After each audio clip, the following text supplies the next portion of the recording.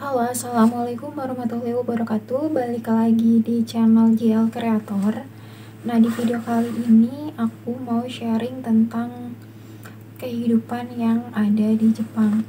Nah, sebelum lanjut ke pembahasannya, jangan lupa untuk klik like, komen, dan share juga agar video yang aku buat ini bisa bermanfaat untuk kita semua.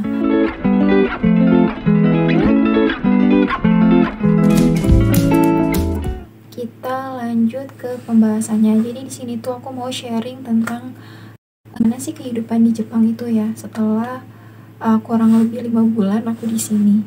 Jadi aku datang ke Jepang itu akhir Agustus. Nyampe di Bandara Sapporo itu kurang lebih jam 2. Dari Sapporo ke tempat kerjaan atau ke Apato ini itu tuh kurang lebih 5 jam perjalanannya. Jadi lumayan jauh banget sih menurut aku. Tapi karena mungkin masih musim panas, jadi pas nyampe ke Apato itu sebenarnya udah jam 6:30 ya, tapi kelihatan kayak masih terang gitu. Nah, terus jadi nyampe itu tanggal 22. Terus di tanggal 23 itu kita ke Kaisha-nya sama ke kantornya gitu. Jadi ke kantor dulu. Setelah dari kantor ke Kaisa gitu, kayak ngeliatin kayak orang-orangnya, terus kayak memperkenalkan kita ke orang-orang yang udah kerja di situ gitu. Di antaranya di sana itu ada orang Jepang dan juga orang Vietnam. Jadi senpai kita tuh orang Vietnam semuanya. Bisa dibilang kita itu orang Indonesia pertama yang ada di Kaisha ini. Nah, terus setelah dari perusahaan itu kan di tanggal 23 ya. Nah, tanggal 24 itu udah langsung kerja karena kita pakai visa TG, jadi ya langsung kerja gitu, nggak ke senpa dulu gitu. Nah, itu sih mungkin itu juga yang jadi perbedaannya ya antara magang sama TG. Kalau magang itu biasanya ke senpa dulu kan, itu selama 1 bulan di Senta. Setelah 1 bulan baru deh terjun ke dunia kerjanya. Tapi kalau TG itu langsung kerja ya, berarti kan dari nyampe tanggal 22, tanggal 24 udah mulai kerja, berarti kan kayak langsung kerja gitu kan. Lah, pertama kayak perkenalan lagi, terus ada orang Jepangnya langsung, itu cowok yang ngajarin kita cara kerjanya kayak gimana gitu kan. Terus pokoknya dikasih tahu nih cara kerjanya itu kayak gimana gitu. Nah, itu selain sama orang Jepangnya langsung, juga kita diajarin sama senpai kita yang dari Vietnam itu. Nah, terus itu kan udah. Kalau untuk dari kerjaan bisa dibilang ya bisa ngikutin lah, walaupun kita nggak terlalu paham banget sama bahasanya mereka gitu kan. Apalagi menurut aku kalau senpai kita tuh karena mungkin beda negara juga, jadi Hatsuongi itu menurut aku agak kurang jelas gitu. Ditambah lagi akunya juga masih belum terlalu paham sama bahasa Jepangnya, jadi otomatis ya gitulah. Yang bikin beratnya itu pas komunikasi sama senpai kita ini. Tapi kalau misalkan merekanya kayak nyontohin, otomatis kita juga bisa kayak ngelakuin apa yang mereka kasih tahu gitu. Jadi jangan sampai nggak nanya sih ya menurut aku. Jadi harus banyak-banyak nanya kayak gitulah sama senpainya. Kalau misalkan kita nggak ngerti bahasanya mereka, ya kayak minta tolong dicontohin gitu, biar mereka tuh langsung nyontohin apa yang dia maksud gitu. Jadi kita tuh bisa tahu apa yang dia maksud juga gitu kan. Kalau menurut aku gitu.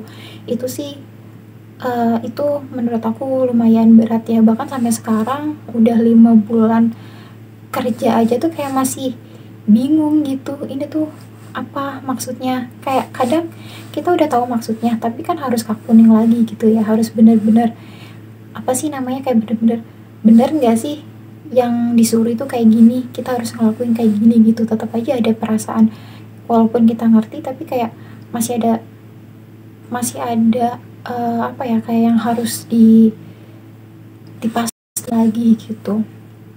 Terus kalau misalkan teman-teman yang masih ada di Indonesia atau belum kerja di Jepang ngelihat orang yang kerja di Jepang tuh enak banget gitu kan, apalagi kalau nguploadnya kayak hal-hal yang senang gitu kan. Nah, jangan terlalu percaya banget sama apa yang ada di sosmednya si orang itu, karena kan bisa aja apa yang diupload, apa yang di-share ke sosial media itu ya hal-hal yang menyenangkan aja gitu. Jangan nge-share hal-hal yang kurang enak gitu. Jadi menurut aku ya gitu, jangan terlalu percaya. Mungkin dengan cara dia nge-share hal-hal yang menyenangkan itu di sosial media, ya cara dia buat bikin dia tuh nggak terlalu memikirkan yang di sini gitu kan. Nah terus apalagi ya, selain itu tuh banyak banget sih di antara orang-orang yang kayak bilang, wah kerja di Jepang enak ya gitu kan, gajinya pasti gede gitu.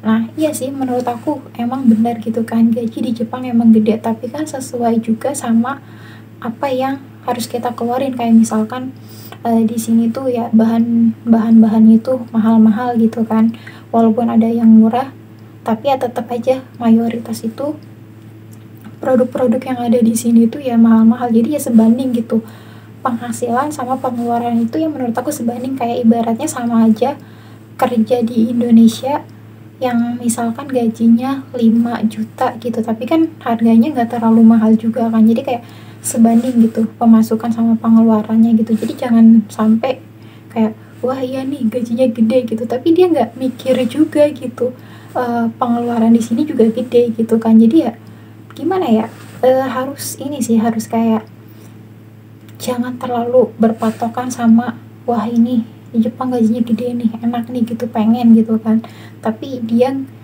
mereka nggak mikirin juga bahan-bahan di sini tuh mahal apa enggak gitu. Selain itu juga di sini kan menurut aku di perusahaan aku ini emang orang-orangnya enak-enak gitu kan, walaupun emang ada beberapa senpai-senpai yang menurut aku agak gimana ya, agak terlalu kibisi banget gitu ya. Tapi ya namanya orang, kepribadian orang itu kan beda-beda kan. Ada yang pengen ngajarinya tuh si orang ini tuh pengen harus cepet bisa gitu kan, biar dianya bisa ngerjain yang lainnya gitu kan. Tapi ada juga yang orang ngajarinya nyantai, yang penting bisa gitu. Tapi ada juga orang yang pengen cepet-cepet si orang ini tuh bisa. Nah itu ibaratnya kayak lebih ke tergantung kitanya sih nyikapinnya tuh kayak gimana. Kalau misalkan kayak kitanya nyikapinnya terlalu baperan, mungkin pasti bakal nggak enak gitu kerjanya. Termasuk kayak aku juga nih, awal-awal kerja itu ada orang yang enak ngajarinnya sama ada orang yang nggak enak. Nah orang yang nggak enak ini kayak jadinya tuh kayak bikin kita tuh males kerja gitu kan. Tapi kalau nggak kerja juga butuh gitu, sedangkan kitanya masih baru juga, agak kurang bahasanya juga gimana ya, kayak masih belum terlalu paham banget sama bahasa yang digunain di sini gitu kan. Itu pasti kan struggle banget kan. Nah terus cuman ada juga orang-orang yang kayak ya udah nggak apa-apa, namanya juga masih belajar gitu kan, apa wajar salah juga. Nah itu tuh orang-orang yang kayak gitu tuh menurut aku enak ya, jadi ngertiin kita banget gitu kan, karena kita masih baru ya wajar kalau salah gitu. Tapi ya ada juga orang-orang yang kita tuh jangan sampai salah gitu, atau bahkan si orang itu tuh kayak pengen apa yang dia lakuin ya kita juga ngelakuin gitu. Jadi kayak yang harus sama apa yang si orang ini lakuin. Tapi ya tetap gitu ya, ambil positifnya aja, buang yang negatifnya, jadi biar kita juga kerjanya enak, gak terbebani. Terus juga kadang aku tuh tiap hari kayak harus harus memulai buat berangkat kerja tuh harus memulai kayak nah aku mau cerita dulu nih pengalaman teman aku juga gitu kan. karena udah di titik dimana aku tuh kayak aduh kerjanya kok gini banget gitu kan. Kalau misalkan dari kerjaan sebenarnya enak gitu kan, mungkin lebih ke orang-orangnya aja sih yang agak gimana gitu ya, masih kurang bisa beradaptasi akunya, jadi kayak agak terbebani gitu kan, sampai dengan cara aku ngedengerin sholawatan itu tuh jadi kayak sedikit lebih tenang gitu kan, hati aku tuh sedikit lebih tenang, terus juga kerjanya juga jadi lebih ya udah lebih menikmati aja gitu. Pasti kan yang namanya di perusahaan itu ada aja kan apa sih namanya kayak konflik-konflik kecil kayak gitulah. Nah kadang ya biar kita tuh dihindari sama hal-hal yang kayak gitu ya, kita juga harus bisa menempatkan diri kita. Jadi menurut aku kerja di Jepang itu nggak seenak apa yang kalian lihat postingan-postingan di sosial media ya. Jadi harus benar-benar kuatin mentalnya, kuatin niatnya, tekadin benar-benar harus harus kuat mental sih menurut aku, karena kan ya ini balik lagi kita kerja di beda negara, beda bahasa, beda kebudayaan. Kalau kitanya gak pinter-pinter menyesuaikan diri, itu tuh ya bikin kita terbebani gitu, sama apa yang aku rasain pas awal-awal. Nah mungkin ini aja sih yang bisa aku sharing untuk hari ini. Semoga video ini bermanfaat dan sampai jumpa di video-video aku selanjutnya. Terima kasih.